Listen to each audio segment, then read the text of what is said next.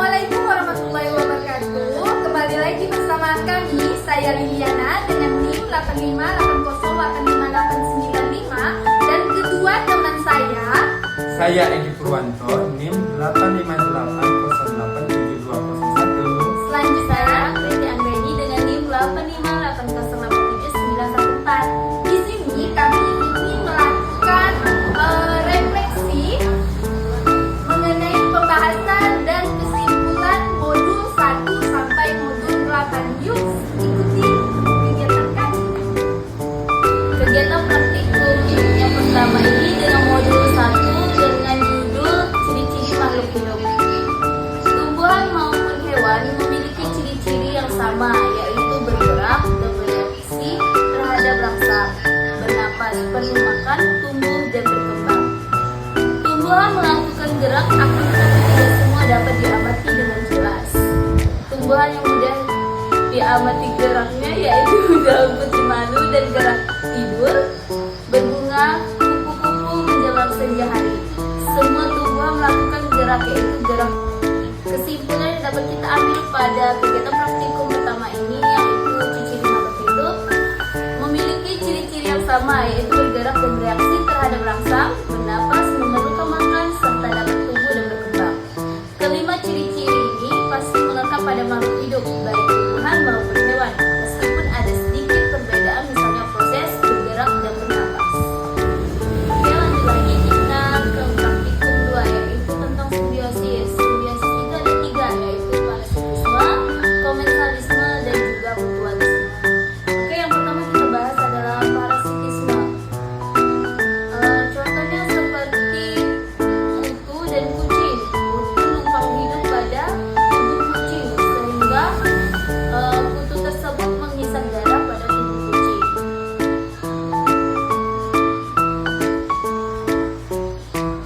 Kesimpulannya, simbiosis adalah hubungan antara dua makhluk hidup yang saling berinteraksi.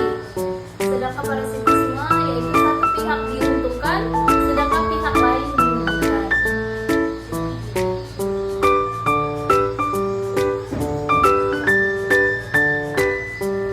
Contoh selanjutnya yaitu simbiosis komensalisme.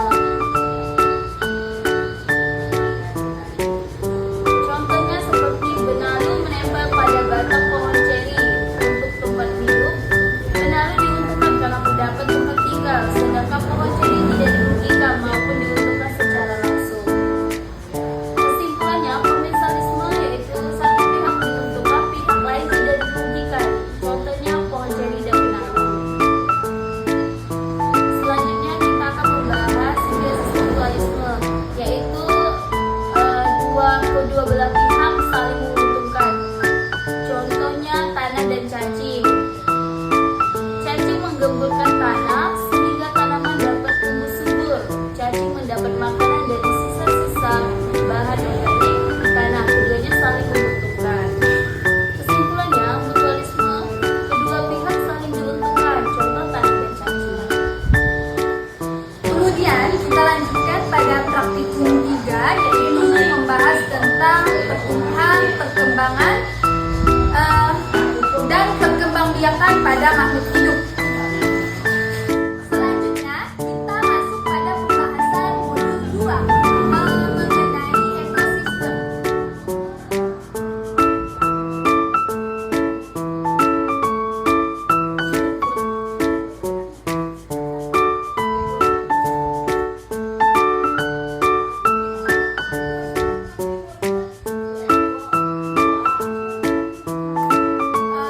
Kita masuk kegiatan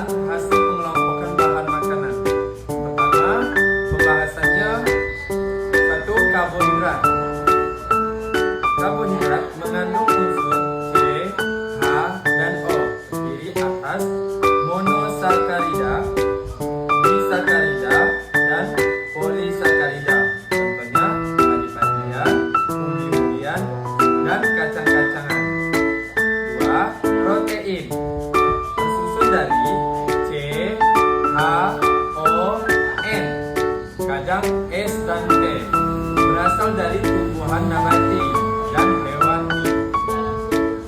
Contohnya ikan, susu, ayam, daging, tahu, dan tempe. 3. Yaitu lemak. Tersusun dari C, H, dan O, merupakan senyawa asam lemak dan gliserol, contohnya minyak goreng dan margarin. 4. Vitamin, terdiri atas vitamin larutan air B, C, dan larutan lemak A, D, E, K, contohnya sayuran dan buah. Kesimpulannya, jadi dari pengamatan yang telah kita lakukan dapat disimpulkan bahwa bahan makanan yang dijadikan contoh pengamatan ada yang mengandung beras, jagung, ubi, singkong, dan kentang. Sedangkan yang mengandung protein, susu, dada ayam, telur, tempe, tahu. Yang mengandung lemak, susu, margarin, minyak goreng, santan, dan kacang tanah. Dan terakhir, yang mengandung vitamin adalah wortel, apel, jeruk, tomat, dan nanas. Baiklah, kita masuk ke percobaan kedua, pengelompokan sayuran. Adapun pembahasannya, sayuran adalah bahan makanan yang disajikan sebagai pelengkap makanan utama. 1. Sayuran daun. Bagian yang dimakan adalah daunnya, contohnya daun singkong, kangkung, daun cangkok, daun pepaya, dan seledri. Selanjutnya yang kedua, sayuran buah. Bagian yang dimakan adalah buahnya, contohnya tomat, jagung, timun, terong, cabai, buncis, dan kacang panjang.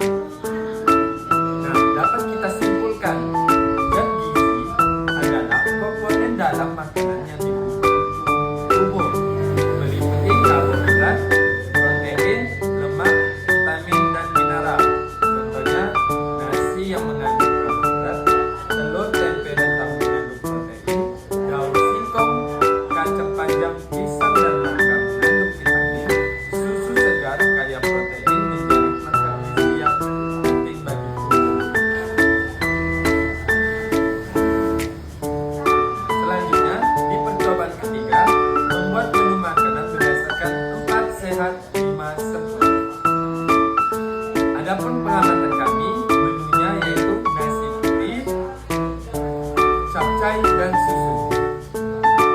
Baik, pembahasannya, bahan makanan sayuran adalah segala sesuatu yang dapat dimasak dan dijadikan untuk hidangan.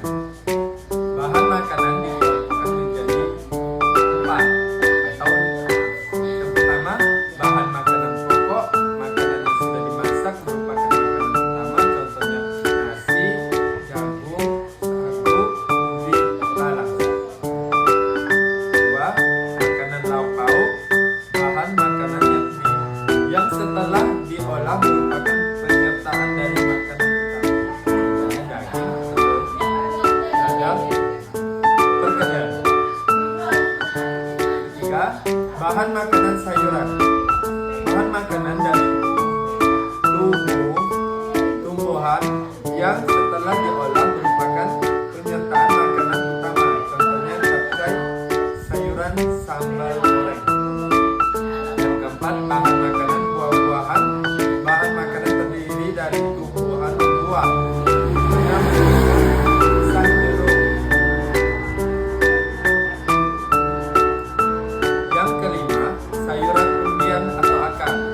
Bagian yang dimakan umbian akarnya, contohnya wortel, kentang, bawang merah, bawang putih. Yang keenam, sayuran kacang-kacangan. Bagian yang dimakan adalah biji, contohnya kacang tanah. Ketujuh, sayuran tunas. Bagian yang dimakan adalah tunas atau kecambah seperti toge dan kol. Kesimpulannya, pada bahan makanan berupa sayuran dapat dikelompokkan menjadi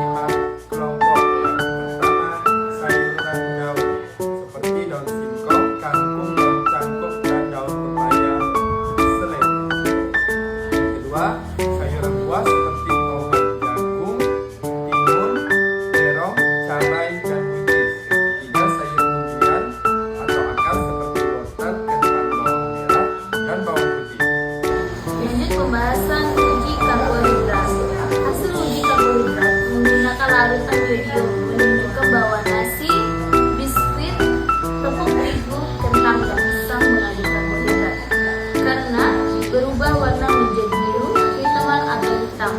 Sementara itu, apel, telur rebus, tahu putih, margarin, dan gula pasir tidak menunjukkan perubahan warna signifikan sehingga tidak mengandung karbohidrat atau amilum. Kesimpulannya, setelah melakukan uji karbohidrat, dapat disimpulkan bahwa bahan makanan yang mengandung pati atau amilum akan bereaksi dengan yodium, menghasilkan warna biru kehitaman, sedangkan yang tidak mengandung pati tidak mengalami perubahan warna.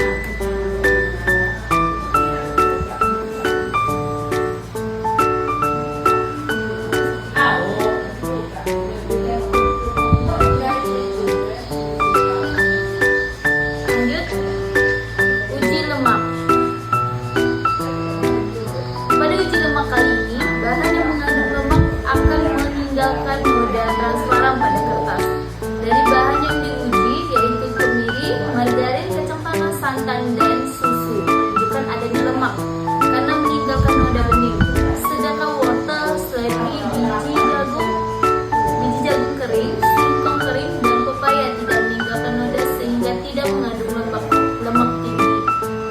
Kesimpulan, setelah melakukan uji lemak dari beberapa bahan makanan, dapat disimpulkan bahwa bahan makanan yang mengandung lemak adalah kemiri, margarin, kacang tanah, santan, dan susu. Sedangkan wortel, seledri, biji jagung, singkong, dan pepaya tidak mengandung lemak.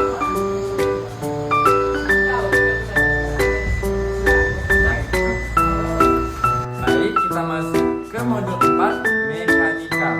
Adapun kegiatan praktikumnya, gerak lurus beraturan GLB dan gerak lurus berubah beraturan GLBB. Baik, kesimpulannya adalah bahwa gerak pada GLBB semakin besar jarak yang ditempuh, maka waktu yang dibutuhkan akan semakin besar.